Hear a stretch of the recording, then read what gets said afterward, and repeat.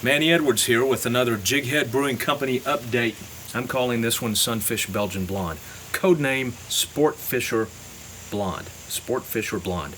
Batch numbers help, but I decided to give each one a different name if it's got a different recipe, and then put batch numbers in there also to keep track of it.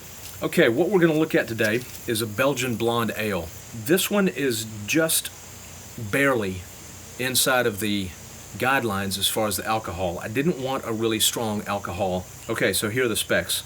IBUs 21, color 4, expected ABV 6.5, actual 6.8. Again, I used the Belle Saison yeast, and the computer just doesn't know what that stuff does. It has no idea what a beast the Belle Saison yeast is as far as attenuation. Expected original gravity was 1.065, and I got, let's see my notes here, 1.065. So we nailed it. I had a efficiency of 65%, so that's exactly what I'm getting, 65% efficiency to get 1.065. Right on the money. Final gravity was supposed to be 1.016, and I got 1.016, so I don't understand why my alcohol is higher. Okay, I take it back. My computer did correctly assess what my final gravity was going to be, but I wound up with the higher alcohol by volume. Maybe it's just the way it's calculated. I'm not sure.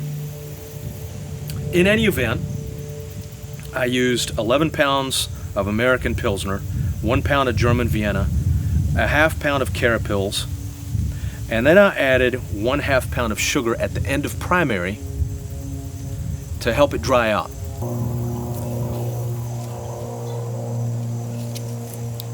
Airplane. On a nice sunny day, everybody wants to fly. So I did a medium to low body mash at 150 for 60 minutes. So those are the specs. Let me go get the bottle and pour it, see what we get.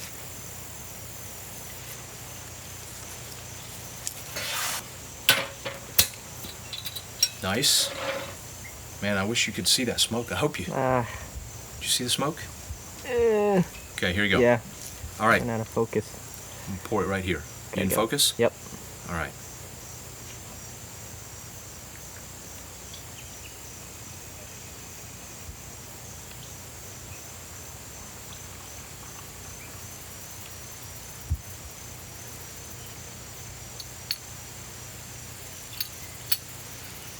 Took a moment to take some pictures with a still camera. In the span of about 2 minutes, the head has subsided a little bit, but not very much. It's got a nice mix of really fine bubbles and large bubbles. You see that? Looks nice. A blonde should be more clear. I didn't put any gelatin. That smells really good. It's very fruity. Yeasty. Like not a really clean yeast, more like, but I mean it is the Belle Saison yeast. But it's pretty light. It's more orangey. Maybe a little pepper, not much. Very mild hops aroma, very light. I used Hallertau Mittelfrüh. 45 minutes. I didn't note how much. Here, I've got a record of it. I'll have that on the recipe on the website.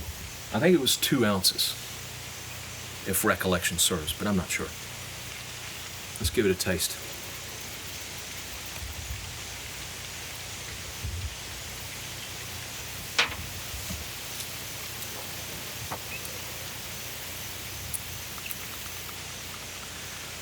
Man.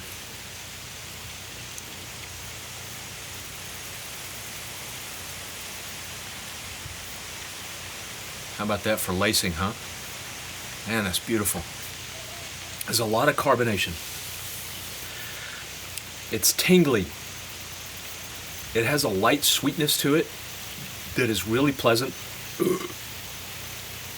It's got, oh man, even when you burp it up, it's good. Let me try that again. Ah, brother.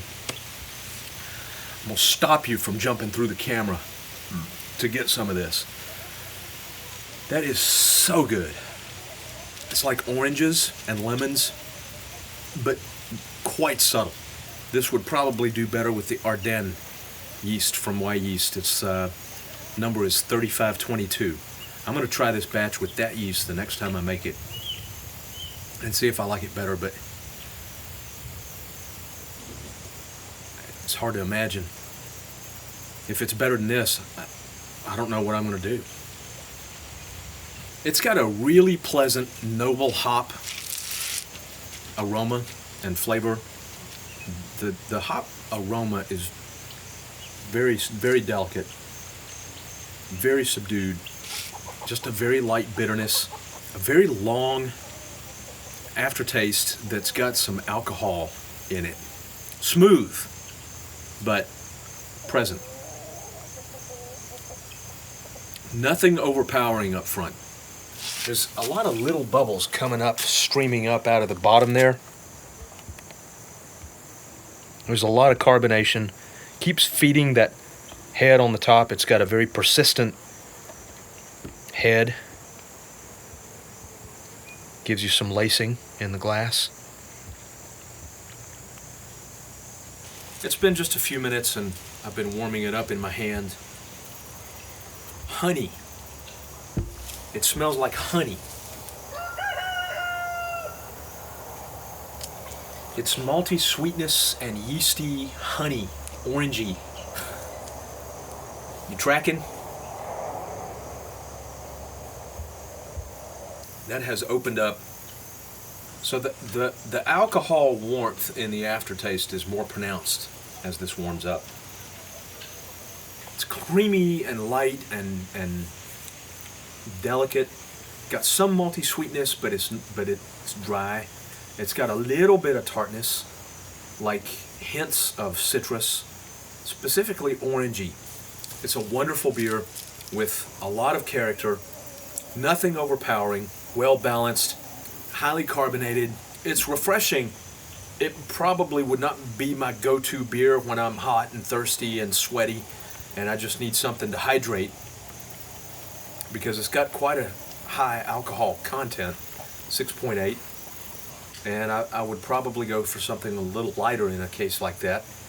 This is more kind of like the beer that you want to drink when you're ready to study something and think about it and talk about it. Maybe pair it with some foods. Oh, pairings. I'll tell you what would be really good with this is like a pasta primavera. Angel hair spaghetti with a white wine, shrimp, bell peppers from the garden, tomatoes, a little bit of onion and garlic. Cereal. Cereal? No, not cereal. I would not have this with cereal. Hot dogs. No. No hot dog? Actually, okay, I'll give you hot dog. Hot dogs, really. A hot dog, chili. Have you guys ever been to North Carolina? Winston-Salem. There's a hot dog place called Peebee's. Basically, they Texas toast the bun with the hot dog in it, flip it over, put it upside down in butter and fry it until it's toasted, and there's a strip of toasted hot dog, wiener. And then they put chili and onions and if you want, a little yellow mustard. That would go with this. Okay, so I will give you hot dog, but no, not cereal. Cold cuts and cheese and homemade bread definitely would be a good pairing. Pizza. Dude, I've got a wood-fired pizza oven over here. We make pizza. This would be good with that. Omelet. Something good with mushrooms. Cream of mushroom soup. Oh. You could use this as the base for a beer and cheddar fondue. Like maybe a mild cheddar, some Monterey Jack, but use this as the liquid instead of white wine. Homemade bread dipped in olive oil with garlic and Italian seasoning. Maybe a little salt. That would work. I'm getting hungry. Did you say that you smelled honey in that? Honey?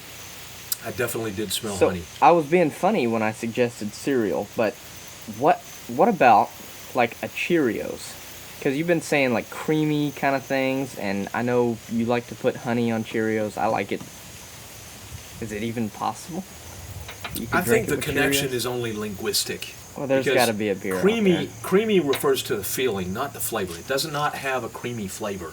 It has a creamy, thick carbonation in your mouth that persists for a while because, like, the carbonation doesn't just burst and turn into a gas. It foams up the liquid in your mouth and makes it Kind of slimy and coaty. yeah, it makes it kind of slimy and go through your mouth like a cream. But if you had to pair this with grain, I would do it in bread. And I got it. Beef and barley soup. You drink this with beef and barley soup. Yeah.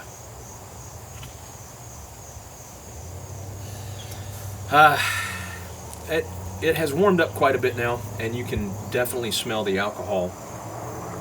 I probably will again use that late addition of sugar, like not during the boil, but we're talking about towards the end of primary. That forces the yeast to consume the sugars that are available in it and not go for the easy sugar to start with and then peter out and leave some fermentable but unfermented sweetness in there. If you made this recipe, I think you would be really pleased with the result. So go to jigheadbrewing.com and I'll have a link to the project and you can get this recipe and try it out for yourself. And be sure and let me know what you thought about it. Okay? I'll see you there. jigheadbrewing.com. Try it. You'll like it.